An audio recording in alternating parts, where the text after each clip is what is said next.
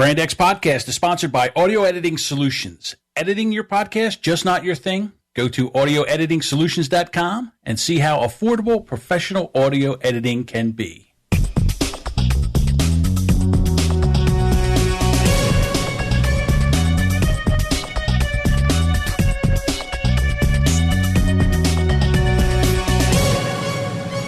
Welcome to another episode of the Brand X Podcast. I'm John.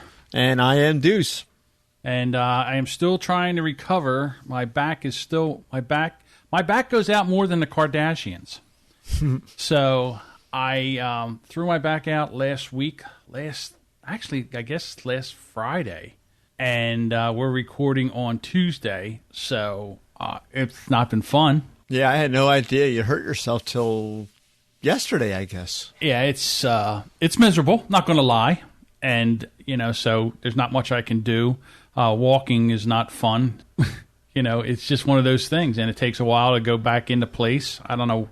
I have no idea where it comes from, but, I just took my feet and put them on the floor Friday morning, and it was like someone shot me in the back, and that was it. Did you have to go to the doctors, or you just... Well, here's the thing. They don't know what to do.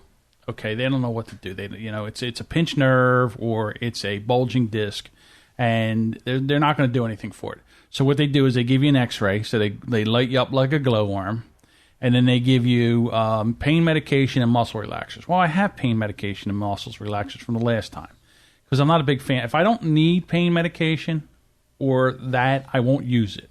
Right. I'm not one that just I'm not a fan of popping pills myself either. Right, I'm not. But the pain I was in, Friday, Saturday, and Sunday, I would have pissed on a spark plug if I thought it would help.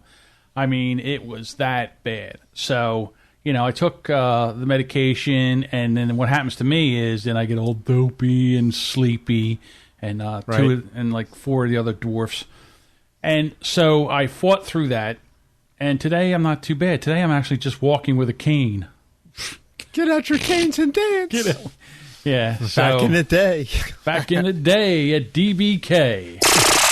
Back in the day at DBK. I think we had like a local band come in. We had a local band contest, and these guys came in and we played their music, and they come in like they thought they were Aerosmith. Yeah, they were very and the one full guy of themselves. Very full of themselves for being like a dirt band or some kind of startup band. Yeah, it was like look at us. We taped something on a cassette deck and sent it to a college radio station. Yeah, we're somebody. Yeah, I think they made a CD.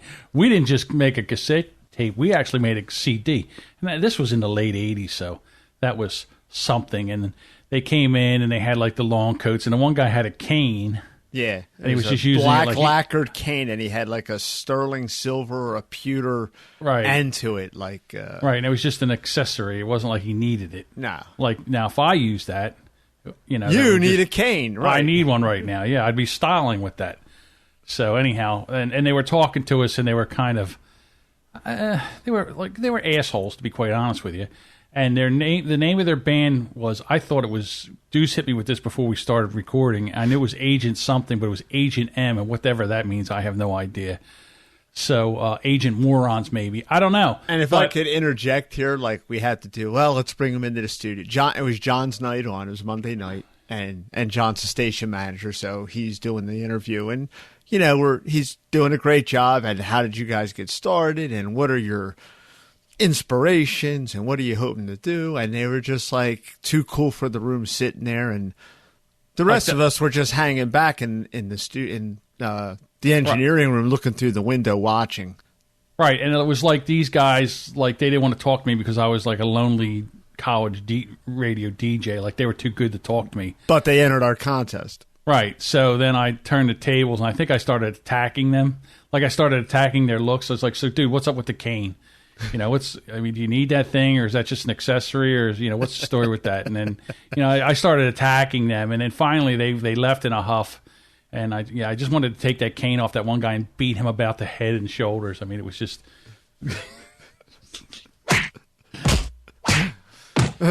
But anyhow, so that's the talking French. So anyhow, they get out your canes and dance. That's where that came from, because I think we played Queen or something. Well, what had happened was everyone was so aggravated by just their attitude that they basically treated us like shit. They entered our contest. Right. They know what the rules are. They're going to, and they were the winners out of like maybe 7 or 8 bands that won. And, they left and you like looked at all of us and it was like, oh, thank God that's over. What is up with that? And then I yelled out, get out your canes and dance. Which was like a reference from Queen Bicycle Race where fat bottom girls and get out your bikes and ride. Get out your bikes and ride. And we just all fell out of the chairs laughing. And every time we would play their their song on air, we would always lead in with that. We would all lead in with "Get out your canes and dance," and I'm sure that went a long way with smoothing over the relation. Again, some bands are really, there's some bands that are out there and they like the music and stuff like that, and there's some bands that are out there. I guess they think that they're, I don't know, it's just the attitude they have, and I guess they were faking it until they make it. I'm sure they're probably working at some like. I had heard from. Get out of town. You actually know. You have a backstory on this. No, it's a follow. I had heard years after the fact from either Lady Pink or Nancy that they had broke up. Really? And that talent? That's a shock. No. They broke up prior to the contest. And someone as a lark or someone they knew submitted that. And they won. And they had to hurriedly get back together just so that they could, see this to the end. So they could play. We didn't know that at the time, and I had found out about that like 2 or 3 years after the fact. So it was like, that explains the attitude. They didn't even want to be there. So they were kind of like Aerosmith or Van Halen without the talent. Or they were Van Halen light. Or all the attitude appeal. and half the talent. I forget who told me. It's like the years just run up, but it was either Nancy or Lady Pink. And these were both DJs at the college radio station that we used to belong to. At Camden County College. The Camden County Community College. That's right. So, 4 C's just tripping all over your tongue. We were big time. We were real big time. We were Betty Big Deals back then. So... Hey, how about... Legends in our own mind. That's right. So how about this voting process? How about this nomination process for president? You like that? Have you... I guess you were glued to your TV set for the Republican convention, were you? No? I didn't watch... I was at a Republican National Convention back in the day, so once you go to one, it's like, I don't need to watch this. So you didn't want to watch your boy get nominated? My boy didn't get nominated, if you're referring to Ted Cruz. Well, now you have to swallow that Trump pill because now you have to vote for, because now you're a staunch conservative. Now you have to vote for Trump because... That does not follow because I am a staunch conservative and Donald Trump is not. However, I will hold my nose and vote for him. See, that's where I we've talked about this before. This never ends well. It never ends well, so we might as well just get into it. Yeah, but here's the deal. Because this is going to be going on until November 8th. November the 1st. Do you really want to do this every single podcast? Well, it's relevant for the fact that they're actually going through all the Democrat. As we record, the Democratic National Convention is going on in Philadelphia. It's like right across the river. Like I could throw a rock and hit that thick-angled dog face right in the head. And that's where the Republicans had their convention in 2000. I was at that convention one day. All right. So the thing with Trump, he came out. Well, I love the fact that Ted Cruz would not give him his blessing. What do you call that? Endorsement. He would not give him his endorsement. Thank you. So he got up there, and they were booing him. He didn't care. And you know what I say? Good for you, snake oil salesman Ted Cruz. You know what? You're a scumbag, but at least it takes one to know one, and you know another one there. So good for you not to get up there and, fall into line with those dopes, especially with the way that Trump just buried you and talked about your wife and, took the gloves off and went places where political people don't really go. So the fact that he didn't just get in there and goose step behind the Donald, I like that.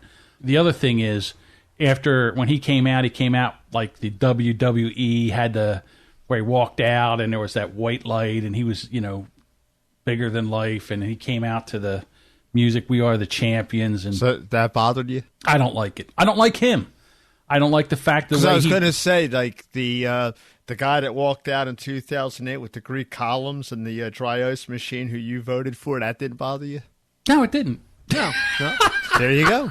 Well, you know why it didn't bother me? I'll tell you why. Because it was your boy. It's right. Well, he was my boy at that time. That was back in 2008. Yes. Right. He was my boy. So the fact that I don't like Trump. I didn't like Trump when he started this thing. I'm on record as soon as he announced his presidency that this was a mistake and that we should bury this steaming pile of dog shit before it got any momentum. And it didn't happen. He's running for president on the Republican ticket, which is a nightmare, in my opinion. Because this jackoff put all these people out of business in Atlantic City, in New Jersey, and he says, "Let me do for the country what I did for Atlantic City." Bankrupted? No thanks. I don't need it. He bankrupted Atlantic City? Well, I mean, he went in there with these casinos, and he basically, look at him now. The one Trump casinos, it's empty. He actually had his name taken off it because it's just an eyesore. But that wasn't Donald Trump's fault. Well, he got out of it because he went bankrupt how many times? He had to get out of it. He couldn't make any money with it. Businesses go bankrupt all the time. Colt Firearms just re-emerged out of bankruptcy 2 months ago. I'm sure they... Happens all the time. Okay. And that's okay? You would, like, if you were the vendor for Trump and he was paying you 10 cents on the dollar and he was into you for $100,000 and giving you 10 grand, you okay with that?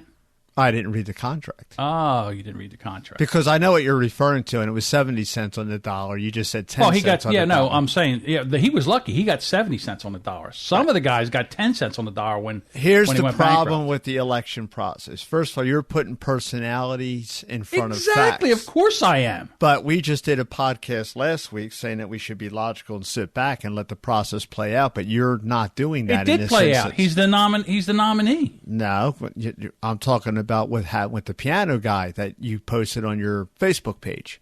Right. We don't know. First of all, you have 527s running amok, and they can put anything out that they want.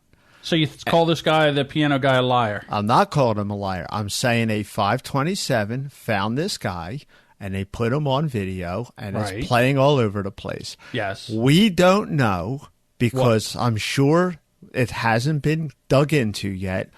I don't know. You don't know. The public at large don't know what contract that gentleman signed. Oh, you think we're going to get that? I do know that during the course of that video, he was offered a choice. We will give you $70,000 or you can wait for the money.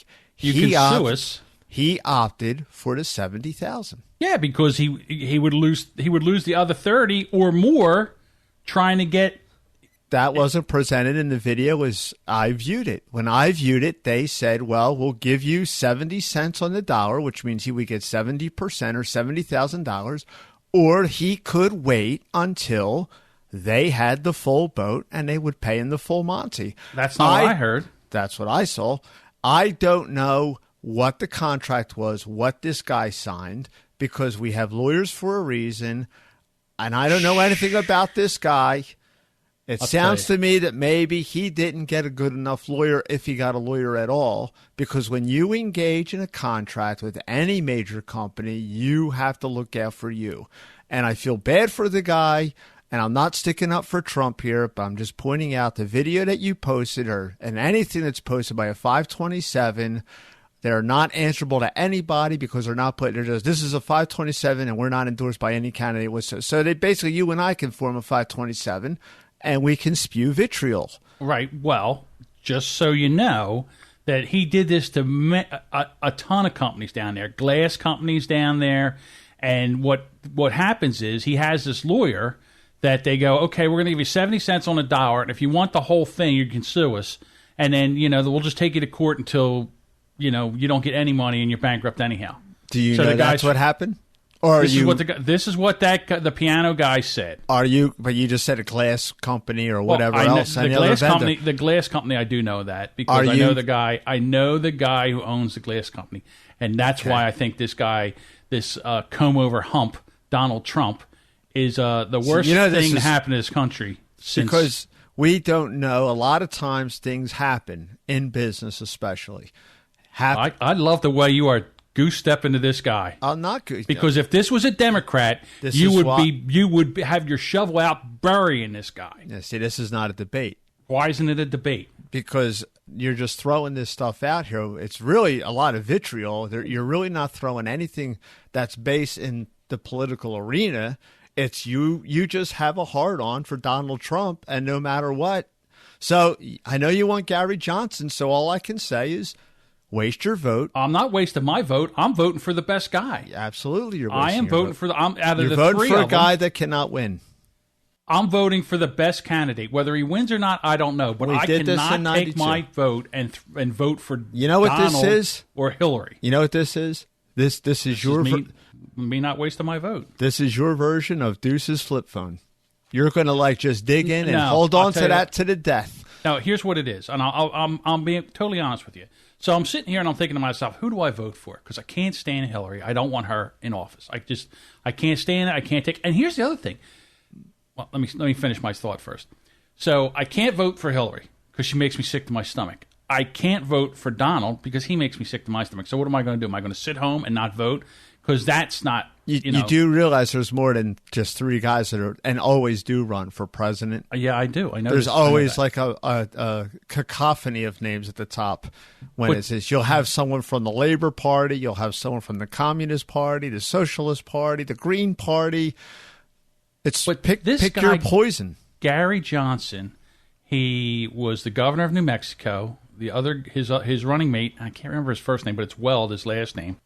Gary Johnson cut wasteful spending, balanced the budget, and was reelected in a Democratic, in a Democratic state, in a blue state. He was reelected, and he has at least experience in running something. Running a government. So Donald Trump has no experience in running a business. Not running a government. Not dealing with. Running a business is harder. What has he governed?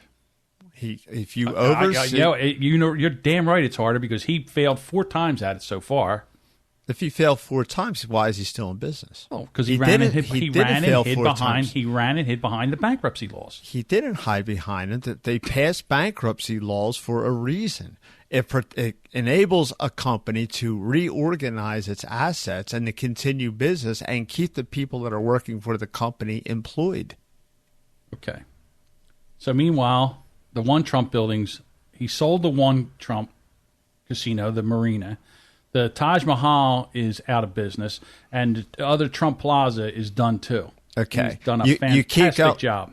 All right, you keep going back to that. Why are they out of business, or why did he part with them? Because he couldn't make any money down there. Because he sucked it dry. No. He went in, he sucked it dry, and then he cast it away. You're jumping to a conclusion again. It's like a pistachio husk. He took the nut out of it, and he cast the shell away. No. That's what he did. What you're doing, that's cum hoc ergo propter hoc, which is Latin, which means with this, therefore, because of this. The truth of the matter is, for those of you who are bored to tears by now with this, in Atlantic City, the government of Atlantic City squandered a 28-year monopoly on gambling. Oh, that's true, too. In that time, Donald Trump made lots of money in his casinos for at least 2 decades very successfully. When the Indian tribes, like in the Foxwood casinos in Connecticut, I believe they are, began to build casinos and give them competition, and Atlantic City did not react in a proper way, and then other states enacted riverboat gambling, slot parlors, poker halls, there are no longer the migrations of people coming to Atlantic City like there were from the 70s into the mid-90s. It dried up and it went away. And if that happens, you do what you do. You divest yourself of your properties and you divest yourself of your holdings. That's what Donald Trump did. The way you're presenting that is he closed down 3 buildings because he doesn't know what he's doing, and that's not fair. What about Trump University? What about it? It's being decided in a court of law. Okay. How about Trump Steaks? What about Trump Steaks? What about, Trump Airlines? What about them? How are they doing? Trump Steaks is still in business. They are? Yeah, he had that big press conference a couple of months ago. He had the Trump Steaks out there, the Trump Water. He had the Trump Ties, the golf courses, of course, he made a reference to. The guy is successful. It's just because you don't like this guy, you're not really presenting a fair. I don't like the guy either. There we go. I don't know what you want me to say. That's what I want you to say. Okay. I don't like this guy either. But I'm going to vote for him. I'm going to vote for him. You think he's going to do a good job? Yeah. Better than Hillary. Well, yeah, I mean, you gave the feckless wonder the benefit of the doubt, but you want to give take Trump. the feckless wonder for another 4 years over. And how did that work out for you? I would take him now over. I would take Michelle Obama over. How did that work out for you? Well, I don't know. I can't. Are you better off now than you were 8 years ago? Am I better off now than I am 8 years ago? When you cast that first vote for Obama and heralded in this nightmare. Well, you who like to delve into facts. Mm-hmm. As soon as the election was over, or right before the election, in October of 2008, this country almost went bankrupt. We had a banking crisis, and the whole economy went right in the shitter. Right. So speaking about somebody who just kind of took a dump, wiped their backside, and got out of town, that was Bush. Well, what you're doing here is. Here we go. What I'm doing here. What I'm doing here is it's a non sequitur. It does now not it's follow. a non sequitur. This is the simple fallacy of stating as a cool conclusion. What happened in 2000? What happened in October 2008 into probably 2009 or 2010 with the banks? What happened? Well, we had a housing crisis that's stimulated by a false real estate bubble, a huge bubble. It wasn't mired in any reality whatsoever. And basically, I know you're not. Go ahead. Now I told you what happened. So that triggered off a recession. Okay. Right. And if you listen to the feckless wonder, it was the worst crisis since 1929. And then 3 years later, when none of his policies worked, he got up there and said, oh, yeah, it was worse than we thought. Wait a minute. You got up there and said, this is the worst crisis since 1929. It never was any worse than that. And now you're going to say, we didn't know how bad it was. Okay, so here's what I want to ask you. Out of all the candidates that ran for the Republican nomination. This year? Yes. Okay. Where would you have put Trump in that list that you wanted? As what do you mean? As in other words, there were 17 candidates. So okay, so where would you put Trump on that list where you would vote for him? Like in other words, who was your guy in the primary? Who was your guy? I liked Ben Carson and Ted Cruz. Okay, I like Ben Carson. Two guys. Another guy you didn't like for some reason. Ted Cruz. No, I don't. He's another one. He's another snake oil salesman. Right. He is another. I don't understand why you say that, but okay. Okay, you're right. I don't know what the guy did to piss you off. I mean, I consider. Are him you a liar. mad because he looks like Grandpa Lewis? I mean, I don't know what. It doesn't bother me. Yeah, but anyhow, so out of those two, so I mean, I like Ben Carson. I thought he would do a good job. But the problem with Ben Carson is he doesn't have the flair. He just goes to work. That's not the problem with Ben Carson. What was the problem with Ben Carson? That wasn't the problem with Ben Carson. It's the problem with the American electorate because a lot of people, yourself included, will climb on the top of the hill and beat their chest and say, we need a guy that's soft-spoken and a gentleman because I don't like all this crap that's going on in politics. But then when it comes time to the primaries, who does the electorate vote in? Oh, yeah. Exactly. Well, So it's not Ben Carson's problem. It's an electorate problem. I believe myself that the bulk of the electorate is very uninformed and uneducated and disinterested. And they only become interested now and only in a half-hearted manner because this is the world of sound bites and, a 5-second attention span. I agree with that, too. So here we are. We're stuck with Donald Trump. And now the DNC... they're over there today, and they're trying to sweeten up this turd sandwich that the Democrats have to take a bite out of now. I mean, what cracked me up was yesterday. I thought this was so funny. Yesterday they took to the streets. The Bernie Sanders supporters took to the streets. They marched on City Hall. They marched all the way up Broad Street, and they got hit with one of the worst thunderstorms. Yeah. I could see them running for. Some of them probably got the first. The worst thunderstorm that the DNC got hit with is all those WikiLeaks emails that come by. And that was so great. Well, I'm loving it because it's proved what I've basically been saying in various mediums and friends that I've discussed politics with for 15 years, that the Democrats are worse. I mean, I would, they are worse than they ever purport the Republicans to be regarding homophobia and racism and putting the fix in. Right. And that's why Debbie Blabbermouth Schultz had to resign and step down. Oh, but don't worry about her, dude. She got a new job. No, She's I'm sure the honorary chairman of the Clinton campaign. But because this is the party where you fail upwards. When Yeah. you fail, you lose an election. It's a resume enhancer. Al Gore lost the election in 2000. Resume enhancer, and then he gets a Nobel Peace Prize. John Kerry lost the election of 2004. Secretary of State. Well, they had to put somebody in there because that only happens in that party. You show me an instance where a presidential candidate on the Republican side lost an election. You ever heard from him again? I don't know about that. I don't know. I can't think of one offhand. But again, I'm not really because it doesn't happen. Okay. I'm not saying it's never happened, but that party rewards its own. All right, so let me ask you this question. If you thought that Gary Johnson had a chance to win, if you thought that if you voted for him and the country got behind him and he had a chance to win, would you vote for him, Trump, or Hillary? For Gary Johnson to have a chance to win. No, don't change the question.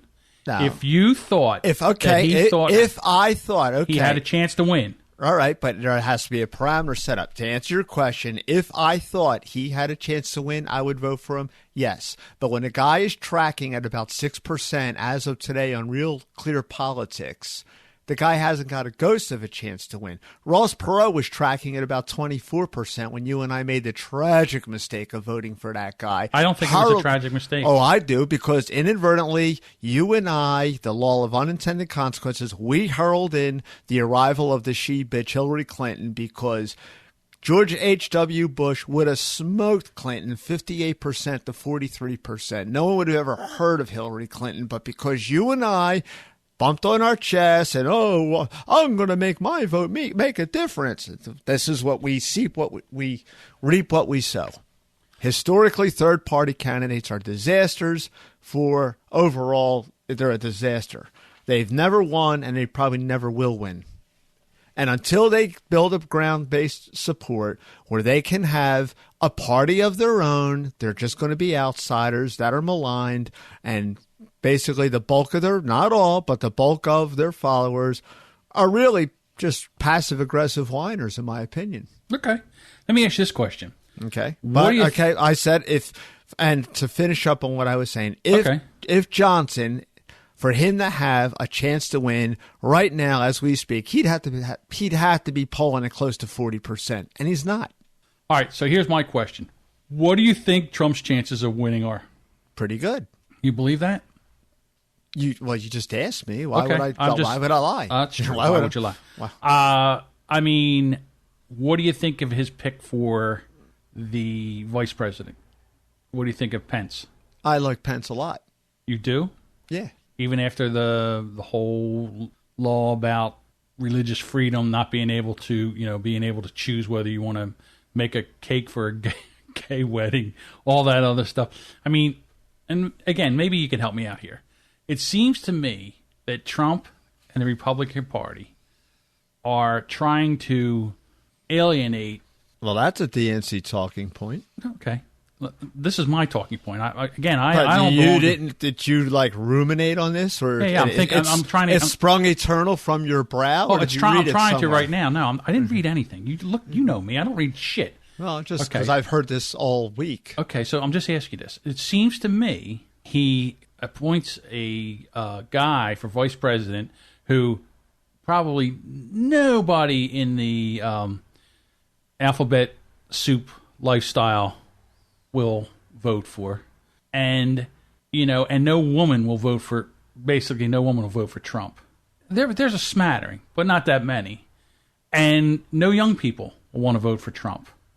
Now, I know you say that young people aren't going out to vote, so I guess you're not worried about that. Well, historically, they don't. I know. Historically, they don't. I agree with that.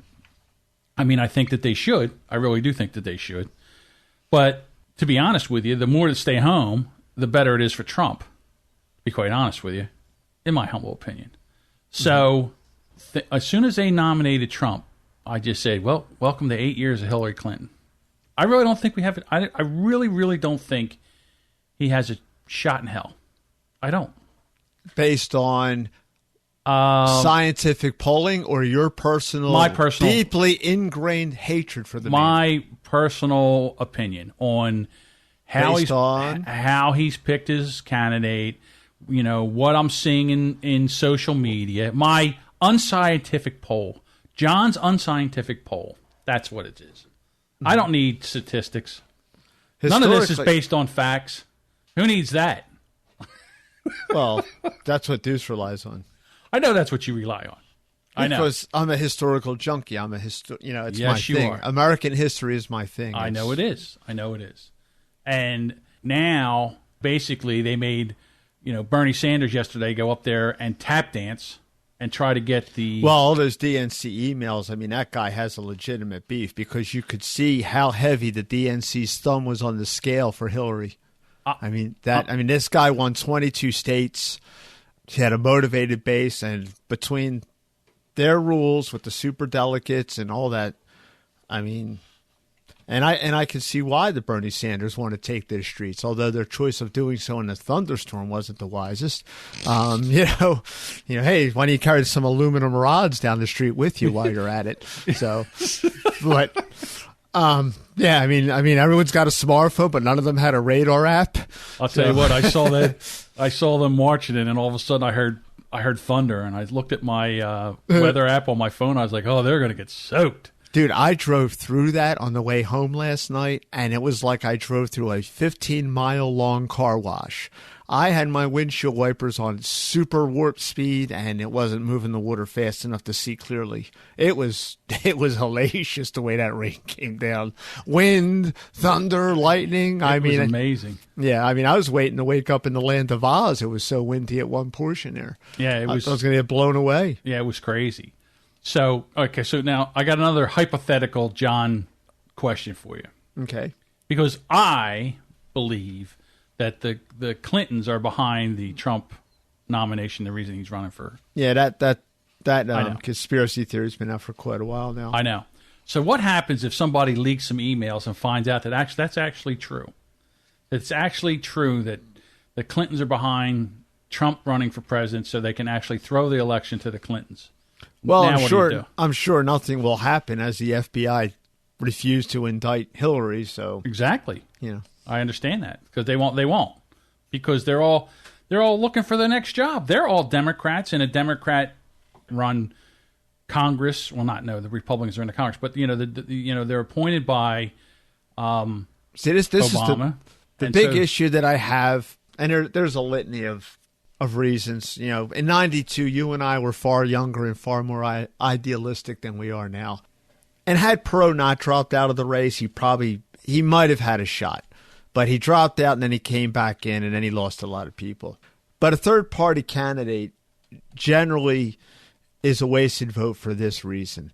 It's generally a solid vote for one of the two viable candidates, depending on the ideology that they're more closely aligned with. So, for example, in 2000, Ralph Nader ran as the Green Party candidate. Mm-hmm. All right, that was a close election. We all remember the hanging chads and everything. Well, a very strong case can be made. Had Ralph Nader not run, Al Gore would have probably won that election. Previous to that, Ross Perot, had he not run, George H.W. Bush would have crushed him. So basically what they do, they basically become spoilers, like to use a sports parlance. Like we're like us as Eagles fans, all right, well, they didn't make the playoffs this year, but I hope they keep the Cowboys out. That's right. Which is basically, it's like, well, my team can't win, so I hope your team don't win. Right. So now it's like a mutually shared destruction kind of a thing. And both sides are terrified of the moderate voting for the third party candidate. as far as Johnson. I know both of them because I see. Well, because it's a razor-thin election. If it was like the 1980 election where Anderson ran against Carter and Reagan and Anderson was pulling it at about what Johnson is running right now, the guy won nothing. Right. He won nothing. Absolutely no electoral votes. No, 7% I think is all he got. And that's basically where Johnson is right now. The other thing is, let's say a third-party candidate should miraculously win the presidency. They become a toothless figurehead as they have very few supporters in the Congress to rely on to further their agenda. They're not part of any party because whatever party they left to become an independent is never going to back them. And the opposite party is going to say, well, we hated him then. We hate you more even now. So now you've got a toothless snake sitting there, for lack of a better, and you and I are big gun guys. Right. And this is where this election really is all the marbles for both sides. For me, it's the Second Amendment. Antonin Scalia dropped dead. It couldn't be Ruth Bader Ginsburg, that lunatic, who backed, 15-year-old girls should be able to have sex. That was part of her belief, but, they voted her in anyway as a Supreme Court justice, but I digress. All right. You don't think Hillary's going to get in there and she's not going to pack that court because you got about 3 or 4 people there that are very, very old. Yeah. And she's going to pack that court with every liberal judge. And 3 years from now, don't cry to me when your gun rights disappear because it will happen. I don't know what to do. It's like I said, I can't stand either candidate. I can't hold my nose like you and vote for Trump. I can't do it. I can't. Don't vote for Johnson and vote for anybody else that's running. If you want to vote for third party, vote for the guy that's on the Communist Party ticket or the Labor Party or whatever. Well, I don't like them. I like Johnson. Here's a thought. A lot of people, I don't know why people don't realize this. You could actually go in the booth and you can vote for your congressman and senator and local politicians and leave the presidential slot blank. I know I can do that. But you're never purporting. You're browbeating everyone to vote for Johnson because that's who you want. That's right. I'm campaigning because I think he's the best guy. Right. And out of the 3. And I know this is why this is never a good idea for you and I to do this. Yeah, because I don't campaign for anybody. I mean, if you want to have a discussion, I'll have a discussion, but I don't put anything as this is the guy I'm voting for, even if it is the guy that I'm voting for. I don't do that. I was in politics. People find it distasteful. I know that. Well, you're right. Because right now, everybody that's a Hillary fan is like they're mad at you. And everybody that's a Trump fan is now mad at me. Mm-hmm. So, but see, when you're a conservative, you have to have broad shoulders because people are going to be mad at you. Republicans don't even, the establishment Republicans don't like us. Right. Well, so you know what we're like? To use an analogy, the RNC treats conservatives exactly the way the DNC treats minority voters. And what I mean by that, they don't care what we want, what we believe in, and what we're trying to do, except every 4 years when they want a check or they want my vote. Right. And after they get it, they don't care. You never hear from them again. Exactly. And see, for me, the problem I have with the Democrats or the liberals is that they want equality for gays and they want equality for this and, they want equal this and equal that until you disagree with them. Then they come after you with the...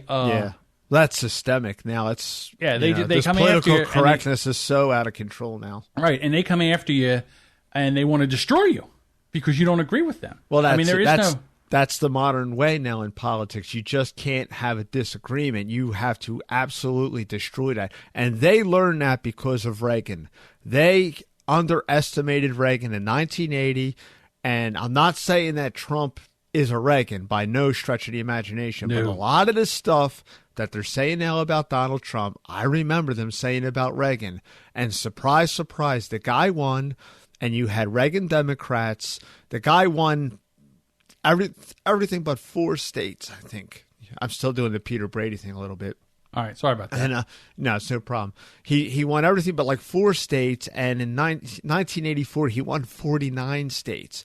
And they realized that they screwed up. And at that point, that party, meaning the Democrats, Every time they get an adversary, it becomes a scorched earth policy. You have to utterly destroy that person so they never rise again. Because, in my opinion, had it not been for Ronald Reagan, where we're at right now in this country, this would have happened by 1988. Reagan stopped that. Yeah. You know, what I liked about Reagan was he was an American. He was, in my opinion, he was the last real American that ran for president. Like the Constitution meant something to that man. You know, he would not go into the Oval Office without wearing a suit jacket and a tie because he respected the office. Like, he didn't ever go one day in his jogging suit. He respected the office so much that he would always put on a suit and tie. And he was he respected the Constitution, and he wanted everybody to have a fair shake. And I think he was the last president that actually was an American, that wasn't out for himself. Reagan was underestimated his whole career. I agree with that. And basically, the biggest criticism that the Democrats could come up with him was like, oh, the guy that was in bedtime for Bonzo. Well, guess what? In 1966, that might have worked. Right. But he won the election. He became governor of California. And then 4 years later, he got reelected as governor of California. So as soon as he got elected the first time, you can put the bedtime for a Bonzo thing to bed. Right. But you know what? That's not what Democrats do. They will hang on to any smear that they can conjure up till the death. And they're doing it till this day. Well, I know you want to get off this topic. Yeah, I didn't want to do it for all. Here's a disclaimer for all of our listeners out there. I said to him before we cracked out, "Are you sure you want to go?" Yeah, I do. Like Microsoft, are you sure? So no, I do. You know what the most brilliant thing I heard though regarding Johnson? Go ahead. This girl that I listened to, Jessica Kupferman, yes. at 38 seconds into her podcast said, "Who's Johnson?"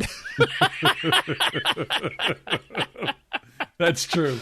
Just had no idea. I had to play it back. Like, who's Johnson? I had no idea. And I'm oh, you're selling it. I'm selling it. I'm putting all this stuff on my Facebook page, and I'm like, who's Johnson? Don't you look at my Facebook feed? I guess not. No. Oh, I had no idea. That Jessica, she's very self-serving.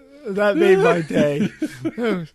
That's Johnson. So if you want to listen to that, go to Off in the Weeds and go right to the 48-minute, 38-second mark, and it's brilliant. It was the funniest thing I had ever heard. And meanwhile, while the DNC's going on, the Democratic National Convention's going on, Trump's over there tweeting. Oh yeah, that's this is a game changer. This American politics will never be the same regarding elections from this day forward. What candidate do you know that live tweets the Democratic National Convention? Donald Trump. He's the only one. Right. Only one that's sitting there live tweeting. Yeah. It was so funny. I put a picture up one. Who's the one that looks like Colin McCalkin? Who's the senator, the woman senator? Oh, Faux Pahontas? What's her name? Elizabeth Warren. Elizabeth Warren. Yeah, the pretend Native American. Is that who it is? I don't know. I really don't know. Oh yeah, she. I'm not going to get into it. Save that for another day, because blood will shoot out of my eyes right. if I. So she's up there talking, and I'm looking at the thing, and I'm like, oh my god, it looks like Home Alone. It looks like Macaulay Culkin. So I took a picture, and I put it on. You put it up on Facebook. I saw it. Yeah, it was brilliant. And then the other one was with Michelle. And I tell you what, I got to say, I really liked Michelle Obama's speech. I just think, to be honest with you, I think she did a great job as a first lady. I know you're not a big fan of Obama and stuff like that. I think she did a great job, and I think she made a great speech. And it was funny because then I went to the meme thing, and I got the Kermit the Frog typing, and I said, "Furiously away." Here's Melania. Melania's listening to Michelle Obama's speech, and it's Kermit the Frog like banging away on a typewriter in a GIF. So unfortunately, in the world of LexisNexis, which generally liberals hate because their words live on forever, and that's a paid-for service if you people want to check it out, LexisNexis, you can find out what anybody said about anything at any point in their career. And, really? Who has time to do all that? Reporters. It's amazing. When it's time to bury Republicans. Oh, okay. No. They're mean to me. A lot. You're being mean to me. Look what they said. Now, a lot of I read a lot of books, and a lot of research is done by authors. They rely on LexisNexis. Yeah, I just thought she did a great job. She looked good. The first lady looked good. Sure, she don't work. Oh, stop it! She doesn't work. Yeah, what does she do? What a take $8 million vacations? Oh, stop it! On the taxpayer's dime. Well, and bring it 100. Well, let's put it this way: Hillary Clinton was in there for 8 years, and it didn't do anything for her, did it? Well, she's just horrifically ugly. She's my God. She's just incredibly unattractive. Jeez. And I can make blanket statements like this because, as you know, I look like Brad Pitt. Right. Me too. Yeah. So I think, not trying to go back to how can you not talk about this? I mean, it is the biggest thing that's going on right now. It's ingrained everywhere. Yeah, it's what's going on now. How can you not talk about it? How can you not make it how can you not discuss it? That's what I'm saying. If you don't discuss this, you're really doing a disservice because that's what everybody's talking about. Well, are you talking about, and this is what... Just the process, the election process. Well, no. What I mean is, if you mean by talking about it, sitting down rationally... No. Who wants to do that? Exactly. No, we don't want to do that. That's what the problem is. Right. We want to talk about how we feel and what we see and what's, and what we... And that's fine. You can do that, but you can't cloak it in words like, let's have an intelligent discussion. Who said or a that? Debate. Who said that? Did I ever say I was going to have an intelligent conversation? I said I want to talk about what's going on with the conventions. Yeah, but you cloak it in buzzwords like debate or conversation. Oh, here we go. Buzzwords. It's what you do. Right. It's what I do. It's fine. As Chris Matthews would say, it's a dog whistle that John Buchanan uses when he wants to yell at people that he hates Donald Trump. I don't like the man.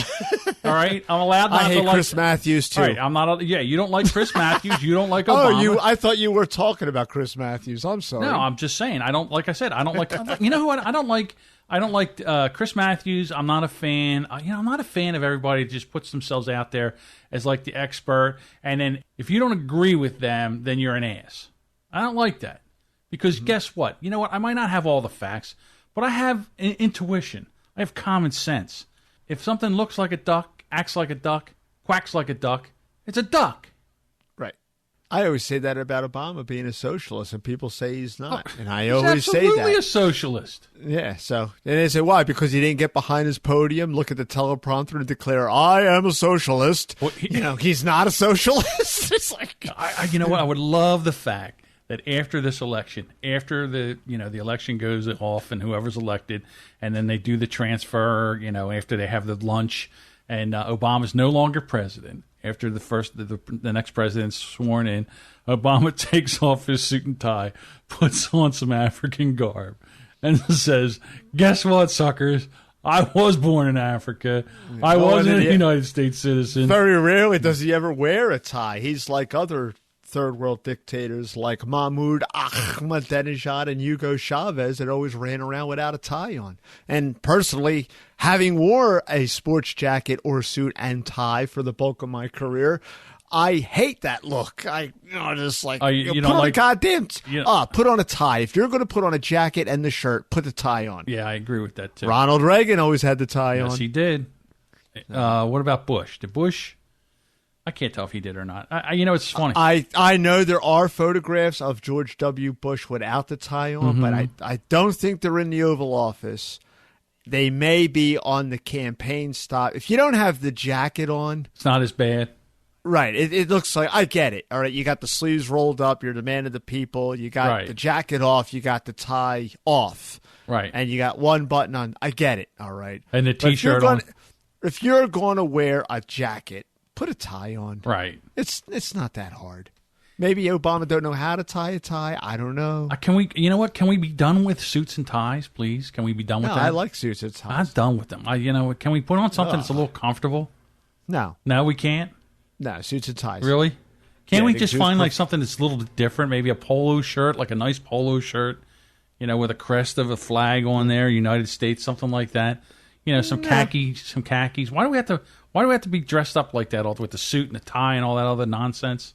Because like it or hate it, and it goes into the business world, a suit and tie conveys that you have a sense of purpose, you have a drive of professionalism, and you've got to put your best foot forward because, like it or not, first impressions are the lasting impression. Yeah, and all I got to say to you is that guy that started Facebook, he doesn't wear a suit and tie, and he could buy and sell most of those people that wear them. Yeah, just because he started Facebook, you know, that's another logical fallacy that you're using. But I digress. Well, it's funny now. I mean, the suit and tie has become, I would probably say in the next maybe generation or two, it might not be a big thing anymore because, people are migrating from the businesses, the corporations and stuff like that, and they're doing more. Well, I think it probably won't be a big deal anymore because we're running out of jobs. Robots are going to be taking everybody's place. Thanks, $15 minimum an hour wage. Again, that's not now I'll talk about somebody doing whatever you said I was doing. They're like, oh, all of a sudden, they said they want to have $15 an hour wages, and now all of a sudden. No, you were saying that you think the suit and tie is going to go the way, and I think you're probably right because I think there's going to be a lot fewer jobs. If you think that the reason that they're automating more jobs, automating more processes so people don't have to do them and machines can do them, you're out of your cotton picking mind. If you think $15 an hour is the problem, that's not the problem. The problem is they can put them in there and get rid of a person. They don't have to pay them. And these machines, they don't call in sick. They don't get vacation pay. They don't have family leave. They don't need health care. And it's a savings.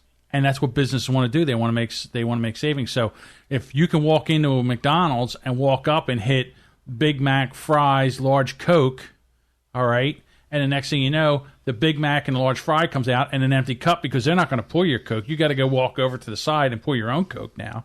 You can't get the only way you can get a soda poured for you if you go through the drive-thru. And you think that a $15 an hour minimum wage is the answer? No, I'm saying it doesn't matter. If they were working, it doesn't matter. It doesn't matter. If they were working for $7 an hour, those things were still coming because companies don't want to pay $7 an hour.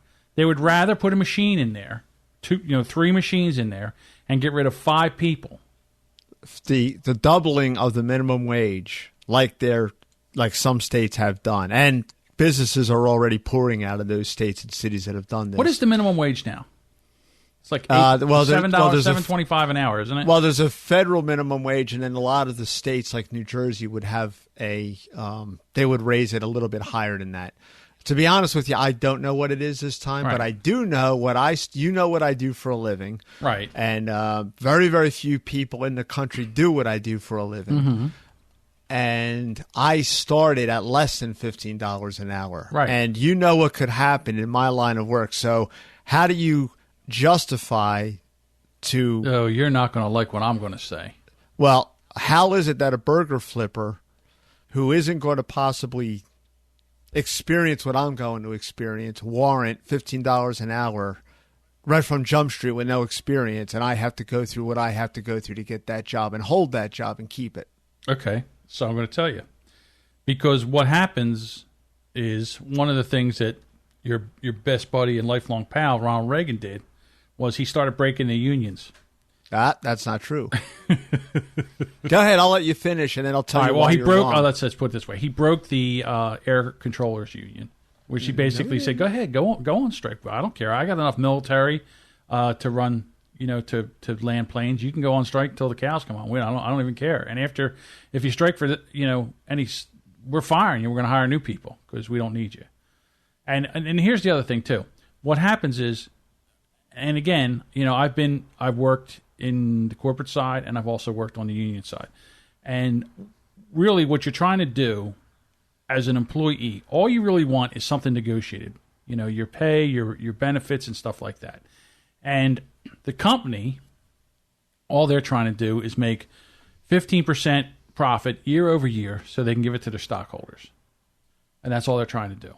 They don't reinvest it into the company or buy new equipment? No. So General Motors hasn't bought any new robots since the 70s? Oh, well, that's a whole other story. Well, I'm talking, what I'm sorry. Let me revisit it. I'm talking about the elevator business. The elevator business, okay. They don't do any of that crap. They basically They just suck the money out of here because they can't really. The elevator business has basically made it impossible to make money anymore. So they're right now. They're just feeding on themselves because all they're trying to do is shrink the business because they got to make that profit. Pretty soon you're going to get to a point where you can't do what you're going to do, and then all hell's going to break loose. But let's talk about GM and stuff like that, the robots and all. Yeah, they do. They invest back into robots and stuff like that. But what you're trying to do, and then that's the other problem is unions got full of themselves. All right, that if you were in the United Auto Workers Union and there was a layoff and you got laid off, you got 80% of your pay or full pay. You got 80%. That was the job bank, and that was a nightmare, and that's why Chrysler and GM had to go there with their hat in their hand because they got 95% of their pay, and the unions can't take the full blame for that because management approved it. That's right. So what happens was, if you went to get laid off, like in the elevator business, you were going to get laid off. You were just going to go collect unemployment. That was no good. So what happened was they tried to lay off the people. They tried to lay off the newest hires and stuff like that. Here, if in the United Auto Workers, if the people with the most seniority, they got laid off first because they were making the money. They didn't care. They were at home sucking it up for free. So no wonder that union went to hell down. So basically what you need is a negotiation where you can negotiate fair wages for what you're doing. And then the company can make a fair profit. What you're talking about and what is happening are two completely different items. The union and a company getting together and negotiating in good faith to arrive at a logical and mutually beneficial answer is the correct one. Some pandering politician sitting in Sacramento, California, or wherever, and just saying, you know what, everybody should make $15 an hour is not the way it's supposed to get done. By the way, regarding your Ronald Reagan comment, because I can't let that go unanswered, because this is what happens, because it's much like, not that you're doing it, but it's a classic example of what Stalin and Goebbels, if you tell a lie long enough, it eventually becomes the truth. And what had happened was the United Air Traffic Controllers Union they supported Reagan during the race. Right. And then they started to say, well, we want this, we want that. But they were not allowed to strike. They weren't allowed to strike. So it's in their contract, you will not strike. Yes. So what did they decide to do? They decided to strike. And then he fired them. No. What had happened was he said and made a press conference, this is what your contract says. By right, I can fire every single one of you right now. But I will give you 48 hours to reconsider. And at the end of that time, if you do not report back to work, you can consider yourself fired. 20% of those people went back to work. The rest of them said, oh, he won't do that because historically presidents always caved to labor. And they didn't want that bad press, but Reagan was a real president. Like, he put the country's best interest first. Yeah. And that's why those people... That's right. He didn't break no union up. Those people violated their contract, and by the terms of their contract, by definition, they quit. Well, that's true. And then here's the other thing. The conservatives, they're not fans of unions because basically they're, I guess in a way they're big, they come from big business or the corporate side of things. And it's not that they're not fans of unions. They're not fans of, like, basically everyone screams about the Koch brothers or they scream about people that donate to conservative Republican causes, completely forgetting that the labor unions make the Koch brothers look like pikers, and they've been doing that for about 100 years. Oh yeah, so somehow it's okay for union money to be in politics, but if you're whoever you are, George Soros is the biggest socialist communist in the planet, and he bankrolls all the Democrats. That money's okay. But if you're the Koch brothers, your money's not okay because we don't agree with you. I tell you, in my country, in John's country, I would stop all this nonsense with the money going into politics. Well, McCain-Feingold made it worse. Right. With his campaign refinance laws that they had been passed, because they've introduced more money into the process than stemmed it. Well, you read volumes into like statements, don't you? Hey, listen, I don't let the facts stand in front of my opinions. Clearly not. All right, listen, let's wrap this up. Let's do the whole kit and caboodle. Let's get down to number one in the Hot Babe contest. The Hot Babe bracket. Right. All right, we're dealing with the final four, so we're going to run through the 4 to the 2 to the 4 to the champion. 2 to the 1. Right, to the champion. Okay. Bracket 1, Girl Next Door type. Ooh. You've got Bailey Quarters, which was portrayed by Jan Smithers in WKRP in Cincinnati. Or you got Marsha, Maureen McCormick. This is the tough one because, to be honest with you, I feel like these should be the final two. So it's a shame one of them's got to get knocked out. I got to go with Bailey's. I got to go with Jan Smithers. Wow. Yeah. See, now I thought after that big speech against Marianne last week, you were all about the I don't Marsha. know. There's something about that Bailey Quarters. It just does it for me.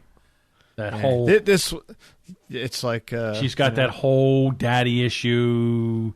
Yeah, it's not in a good... And again, this is all in my mind. This is not based in fact. Theater of the mind. That's right. Okay. I think this is going to be a blowout. The way it happened here, it's like you said, it's a shame one of them's got to go.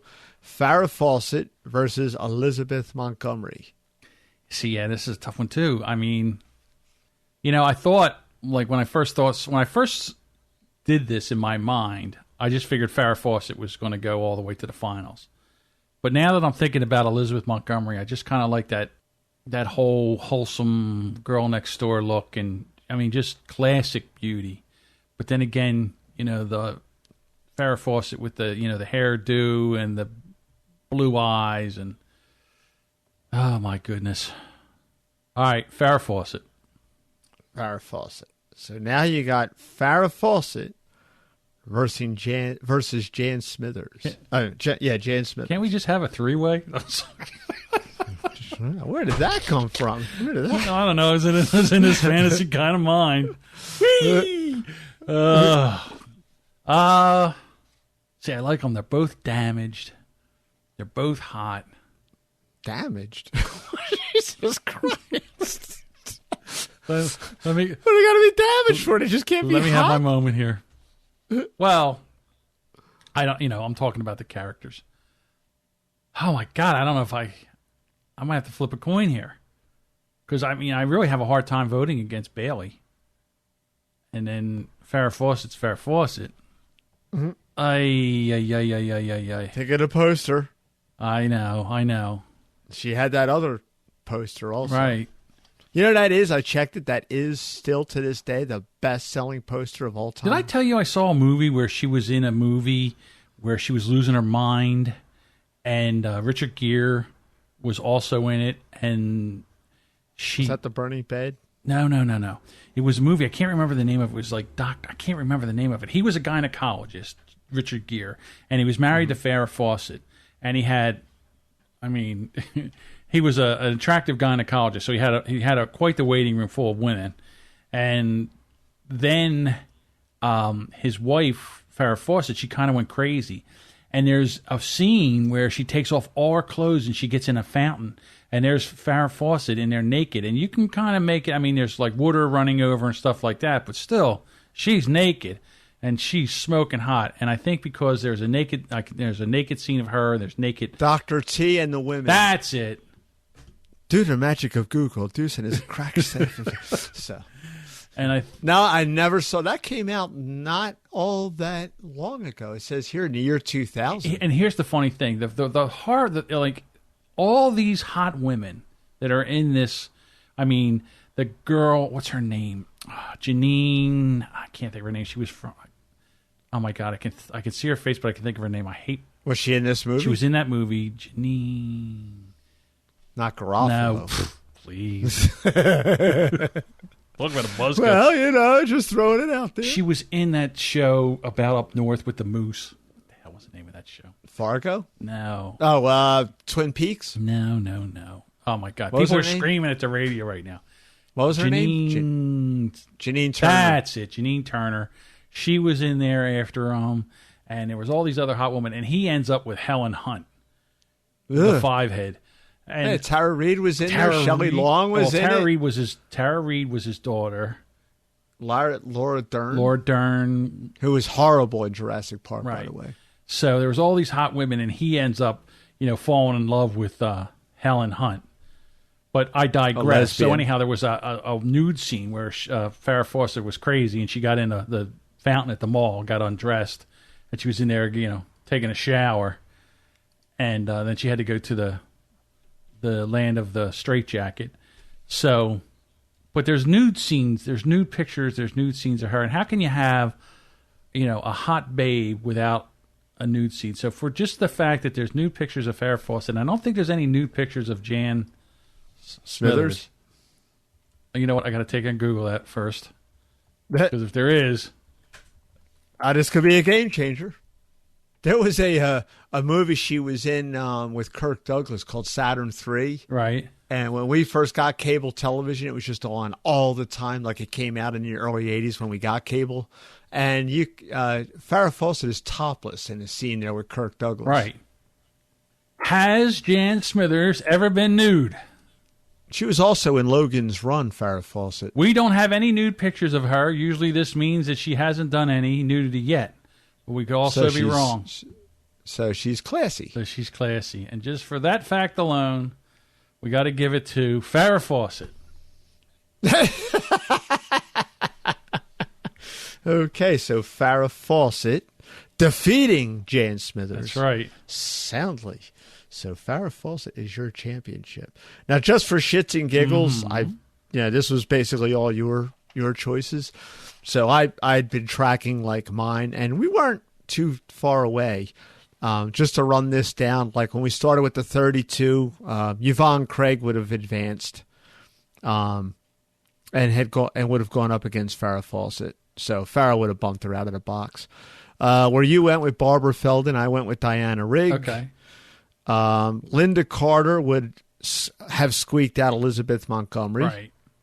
Okay, but then she would have probably, I digress. On the other side, I had Susan Day beating out Marsha. Really?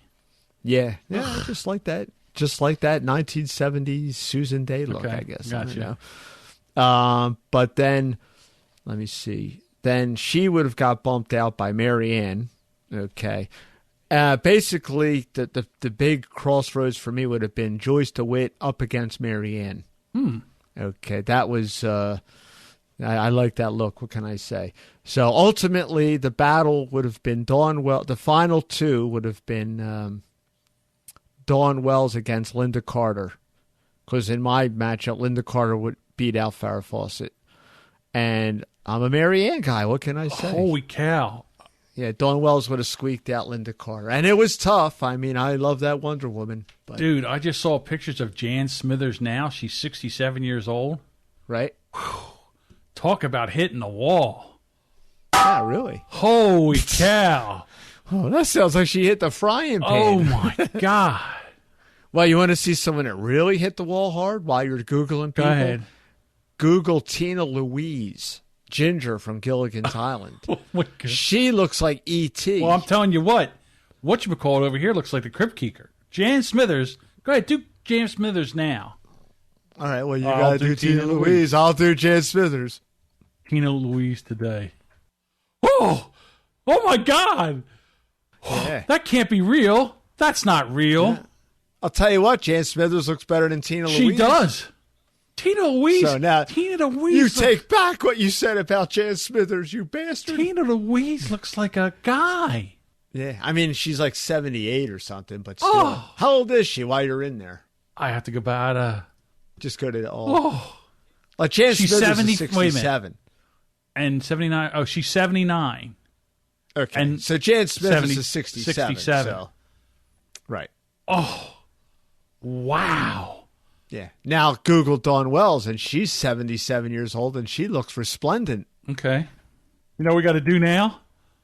What's that? We got to go back, and we got to do Dawn Wells today. We got to go back and do them then and now. Well, some of these people are dead. It's okay. Just put a cough in there. I think. Oh, wow. My God. Dawn Wells is like smoking hot. Oh, another place where you and I differed, I would have had Catherine Bach taking out Donna Douglas. Oh, what's McCall? That was in the 32. Right. That was Daisy Duke. Daisy Duke versus Ellie Mae. Oh, my God. What a difference. Dawn Wells, I can't get over Ginger. Yeah. Ooh. That's horrible. Yeah, I mean, it's a sin. I mean, I know she's in her 70s and stuff like that, but... Yeah, but Raquel Welch is in her 70s. Is Ginger's just like bad? That's just like bad plastic surgery. I think what the thing going on with Ginger is, I think she probably was a sun worshiper. Yeah. And then you try to like override that with the plastic surgery and the Botox in the lips. Oh my God. Yeah. It's a train wreck. You can't look at it, but you really can't look away either.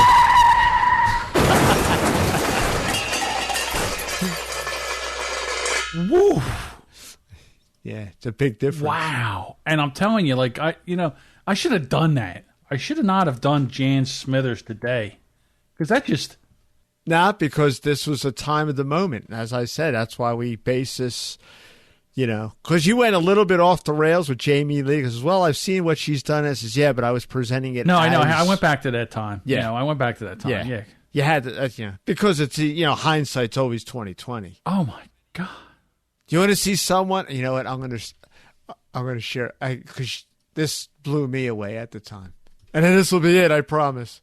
All right, up in the upper left here. Do you know who that is? No. Okay. Well, how would you describe said individual if you're at the bar with the guys, you saw this person at the beach? Well, it's black and white. And, again, it's kind of small. I can't really see it. It's kind of small. But I'm saying she's black and white. I would say she's a... Oh, hang on. You blew it. Hang on a second. That almost looks like Ginger from...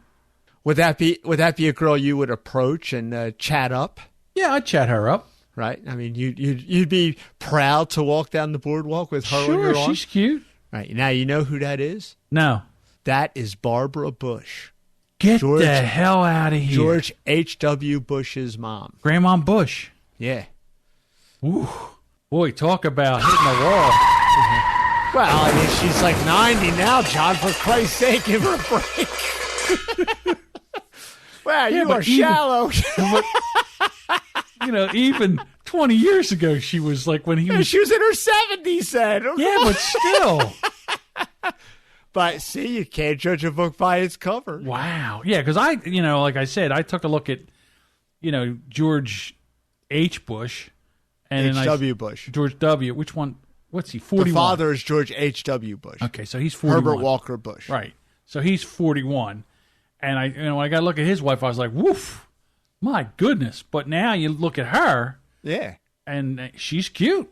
Yeah. She kind of looked like Ginger from Gilligan's Island. Smoking hot. Yeah. Yeah. So, you never know. That wall comes fast. Well, I mean, she was born in like 1880. That's not right. 1880? No. Right after the Civil War? Yeah, well, I heard she drove the last spike in the Transcontinental Railroad. Yeah, that golden spike. Yeah, she drove it in. And where was that driven in at, Mr. Clever? It was in Utah. Okay, can you be any more vague? I just watched Hell on Wheels. I can't remember the name of the town it was in. As we all learned in school, it was Promontory Point, Utah. Okay. I'll give you credit for the Utah. I was pretty good. Yeah. You're smart. That's not right. dumb, like people say. I watched the show Hell on Wheels, which is all about building the Transcontinental Railroad. Right. And AMC, right? Right. And then the last day, they had to make it to this one point. Whoever made it to this one point, they would get the rights to the town. And whatever railroad made it to that town, and that town was like really rich in coal deposits and stuff like that. There was a lot of natural resources there. So the Pacific Railroad laid 10 miles of track in one day. Never been done. 10 miles of track in one day to win that. It was an amazing feat. And they were killing people over there. It's a pretty neat Hell on Wheels was a pretty good show for the simple fact that it was kind of historically correct, and they were having a hard time getting through the Rocky Mountains because of the granite and mountains and stuff like that. Well, the height, yeah. Well, they were tunneling through. They were trying to tunnel through, so that was what they were doing, and they were trying to use dynamite, and they were going like some crazy stupid, like maybe 1.5 foot a day. That's how they were. That's how much they were getting out, blasting it with dynamite and all. And they brought in nitroglycerin. The problem with nitroglycerin worked well, but the problem was it was so unstable. Not entirely stable. Right. So they'd lose a few Mexicans. They would lose a few Chinese there. They would blow up and stuff like that. So, but then after they did that, they were getting like 5-10 foot a day. Just imagine all day long, just carrying rocks and just, it's just amazing what they did. Yeah, it's things like that people, when they say that aliens built things here, that I lose my mind, because people like estimate. Yeah, they really underestimate what we can do. And, they look at the pyramids and they say, "Oh, aliens did that." No, it took a couple of 100 years to build them, but they did it. Right. Just imagine that. Like, I can't. And the people back then didn't live that long, to be quite honest with you. Oh yeah. By the time you were 30 in the Romans, you're basically done. You were on your death's door at that point. Right. So, to me, I guess we can still build things here. And to me now, the new frontier is the internet. And what are we going to do with this thing? This is the new frontier where there's so much possibility, and what can you do, and where can you make your money and stuff like that. But until Hillary's FCC comes in with net neutrality and shuts it all down. Stop it! Oh my God, stop it! All right, let's get out of here before we do any more. Before we get back on that topic again. Alrighty. All right. Well, thank you very much for listening to another episode of Brand X Podcast. And if you enjoyed this episode, if you enjoyed us bantering back and forth about our positions in the political world, let us know. We are on social media. You can always go to hello@BrandX Podcast. Send us an email. We are on the Twitter at brand_X_podcast on Twitter. And we are also on Facebook at facebook.com/Brand X Podcast. So come on back next week for another episode of the Brand X Podcast. And take it easy.